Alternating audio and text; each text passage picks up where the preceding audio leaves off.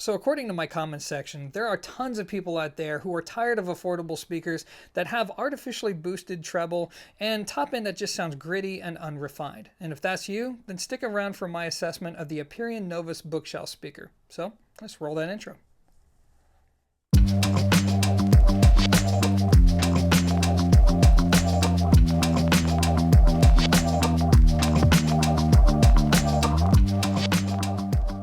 Alright, so here it is, the Aperion Audio Novus Bookshelf Loudspeaker. So to kick things off, I'm going to briefly summarize who Aperion Audio is, and then I'm going to talk about the product. So, about Aperion Audio. Well, number one, they're based out of my home state of Oregon, so that's pretty cool. And then number two, they're one of the first companies to successfully adopt to the online consumer direct business model. So they've been selling speakers this way for the better part of 15 years. And that leads me to the latest entry into their lineup, the little Novus bookshelf speaker. So what you're going to get is a compact two-way front ported loudspeaker. It features a 1-inch soft dome tweeter on top, and beneath that you're going to find they advertise it as being a 5.25-inch aramid fiber woofer, but when you measure it, it's actually a 4.5-inch woofer. You have a front ported slot and you have two logos, just in case you forgot who manufactured this product. So turning this product around, you're going to notice the front baffle is sloped. And on the back, you're going to find a set of decent two-way binding or five-way binding posts. On top of that, you're going to find a unique solution, and this is for treble attenuation. So when you leave this in place, it's going to be in a neutral position, but when you take it out, it's going to remove 3 dB from the top end. So it's nice to have that customization there. We have two little ports here. This is actually going to be for wall mounting, and they have one of these ports on the bottom of the speaker, so that's nice to have as well. Otherwise, this is a very simple and straightforward design. So now let's talk about how it sounds.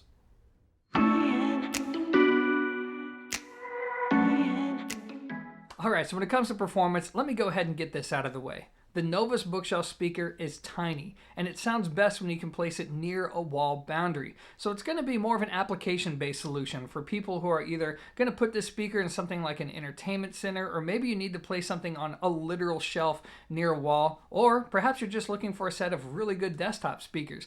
If that's you, then this is going to be a really good option.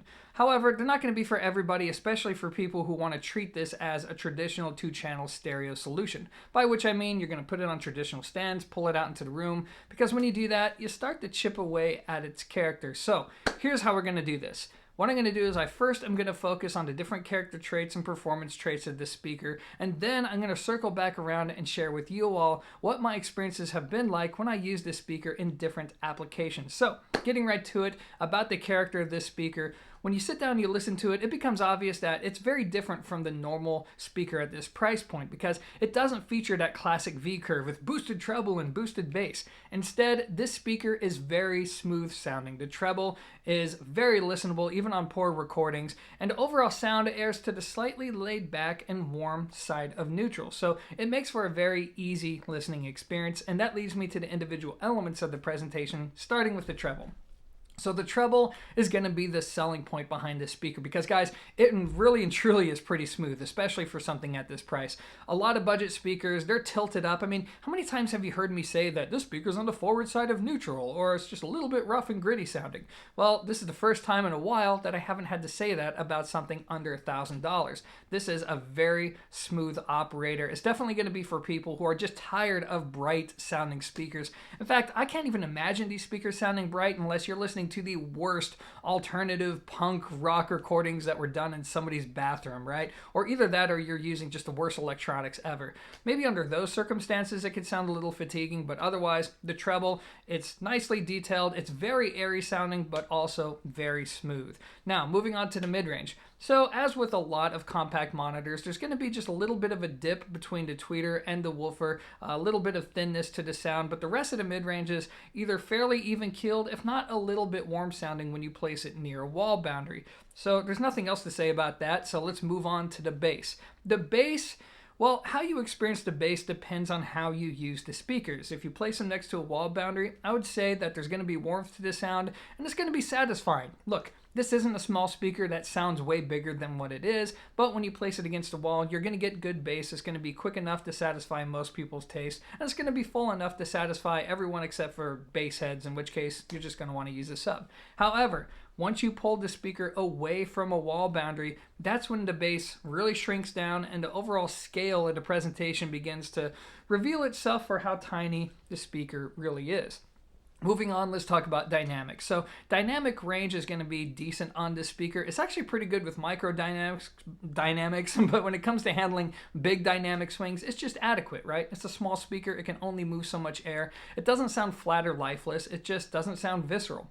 Now, when it comes to imaging, of course the imaging is going to be fantastic. It's a little compact monitor. It's going to be able to lay down a huge soundstage with good focus in between the speakers, and it even does a pretty good job with placing instruments into that soundstage. So that's going to be really, really good. And that leads me to my overall experience with the speaker in different applications. So when I started off, I put these speakers literally against the wall in my room, and in that application, you got this huge soundstage. I mean, these little speakers, that's where they actually did sound a little bit larger than what they are, because just the size of that soundstage was immense. You got this very open yet non-fatiguing sound, which is absolutely fantastic.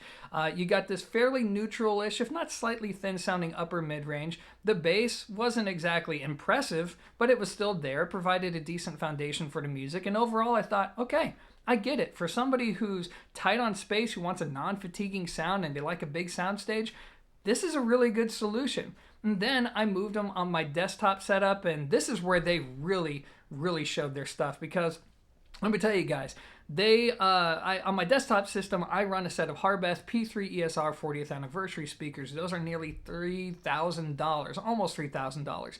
And most of the speakers that I connect to that desktop rig just get slaughtered by the Harbeth. I mean, it's usually not a competition, and it drives me nuts because I hate listening to something that's not as good as the Harbeth. I'm spoiled. But with these speakers, it didn't take me much time at all to adjust to the sound. No, they're not as good as the Harbeth in that application, but they are really, really good for the money. In fact, I think for under $1,000, these are going to become my go-to recommendations, because most people who use speakers like this for desktop listening, you're not just listening to high-res music, you're probably listening to MP3s or stuff on YouTube, or you're watching movies or playing video games.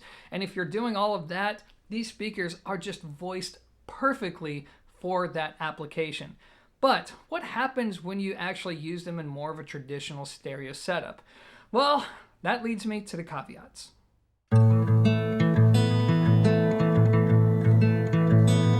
So let's say you're interested in using the Novus bookshelf speaker in more of that traditional 2-channel stereo setup. You're going to put them on stands, you're going to pull them out from the wall, you're going to connect them to your fancy electronics, and you're wanting to know what you're going to run into. Well, in my experience, you're probably going to run into two different variables. Number one, the sense of scale is going to shrink because there's going to be a significant loss in bass output. And then on top of that, remember that little dip in the upper mid-range, which is common with most monitors?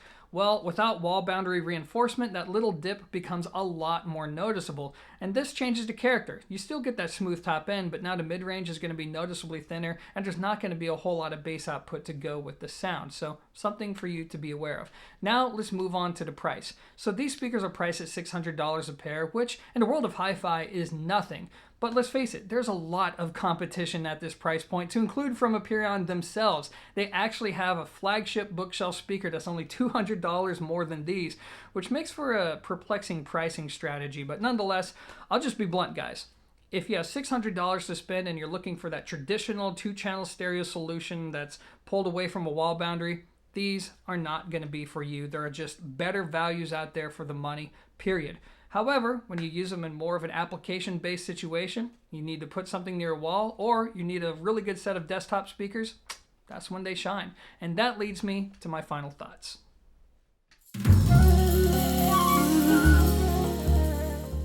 Alright, so to wrap this up, I'm going to reinforce what I said earlier, which is I find the Novus bookshelf speaker to be more of an application-based solution. It's going to be for somebody who's looking for a compact speaker that you can place next to a wall and know that you're going to get good, smooth, non-fatiguing sound. In fact, if you're really tired of bright-sounding speakers, you're going to love these, especially if you use them in a desktop environment. But for people who plan on using them as more of a traditional 2-channel stereo application, well, unless you listen to just simple music, there are going to be better options out there for the money. In fact, if you spend spend $200 more, you're going to get a much better solution in that application from Aperion themselves. So now I'm going to wrap this entire thing up by laying down my completely subjective thoughts on these speakers. So in truth, it's kind of like this Dr. Jekyll, Mr. Hyde experience, because when I connect them to my main system, they're honestly a little bit disappointing for the money. I mean, sure, they sound good with very simple pieces, like say acoustic pieces or just straight vocalist type music and audiophile type recordings, but as soon as you throw something demanding at them,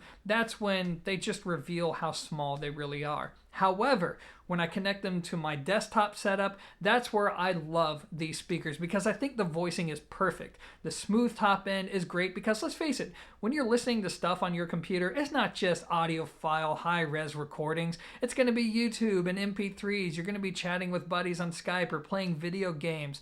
And under those circumstances, these speakers are great because you get that smooth top end that's still airy. It's still very spacious sounding. You still get a lot of detail, but it's eminently listenable. And on top of that, there's going to be a little bit of warmth to the sound. It's not oversaturated. It's not undersaturated in that application. The driver integration is going to be really good when your ears are only a couple feet from it. I mean, it's just really an ideal desktop solution. In fact, it's going to be my go-to recommendation for people looking for that kind of a solution for under $1,000. So take that for what it is. The Aperion Novus bookshelf speaker, it's polarizing, but it has its moments to where it can be really, really good. Anyways, that's just going to be my take on it. As always, guys, thanks for watching, and until next time, peace.